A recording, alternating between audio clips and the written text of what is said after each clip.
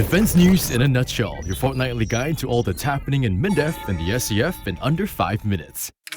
Here's what happened from 18th to 31st January 2016. Relying solely on a hard approach will not be enough to combat the Islamic State in Iraq and Syria, or ISIS. Indonesian Coordinating Minister for Political, Legal and Security Affairs, General Retired LaHood Panjaitan, said this when he addressed an audience of defense officials, senior military officers and academics from more than 20 countries at the 4th International Institute for Strategic Studies Fullerton Forum, the Shangri-la Dialogue Sherpa Meeting.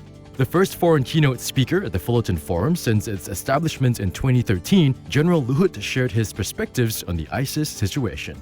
We need a systematic action plan to fight ISIS through a combination of soft and hard approach as well as intelligent cooperation. This is, I think, very important. And I agree completely with Pak LaHood that no country can solve this problem alone. The more we cooperate, the more we collaborate, we can minimize the risk. Yeah. And the more we cooperate, I think the stronger we'll become. The 3-day discussions covered topics such as the stabilization of major power relations in the Asia-Pacific, emerging security threats like cybersecurity and terrorism, and the prospects for conflict management in the Asia-Pacific region. A total of 109 servicemen and women were recognized for their contributions to the SCF's aerial firefighting operations in Indonesia and the multinational coalition against ISIS. They received their overseas service medals from Defense Minister Dr. Ng Eng Hen at a ceremony held in MINDEF. This is why the SCF has been involved in multinational counter-terrorism operations since 2007. Our contributions represent small but niche capabilities that have been useful to the coalition, and we join this fight because if we do not triumph over extremist terrorism, the danger and risk to our citizens here will only grow. During the ceremony, Dr. Ng reminded the medal recipients of the difference that they have made and thanked all family members for their support and encouragement. It was a test of surgical precision, skills, and synergy between man and machine. 4 RSAF squadrons and 20 fighter aircraft comprising F-16s and F-15SGs pitted their skills against one another for the coveted Best Hotshot Squadron title. Held in Pulau Pawai and Tengah Air Base, the competition is designed for squadrons to test their operational capabilities and logistical expertise.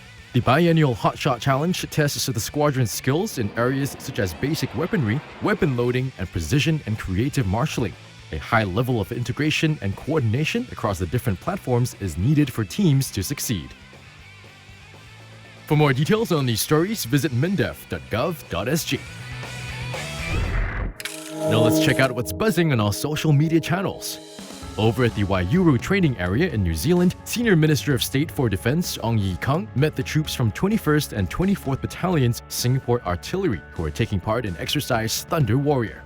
He saw the proficiency of the gunners as they conducted their live firing exercise. Head over to the Army's Facebook page and check out all the action at Exercise Thunder Warrior 2016. Exercise 48, or X-48, is modeled after the famous Hell Week of the naval divers. Here, midshipmen from the RSN are pushed to their mental and physical limits. Go to the Navy's Facebook page and see how our midshipmen perform under extreme circumstances. Well, that's our defense news in a nutshell. Get to know us more through one of our social media channels.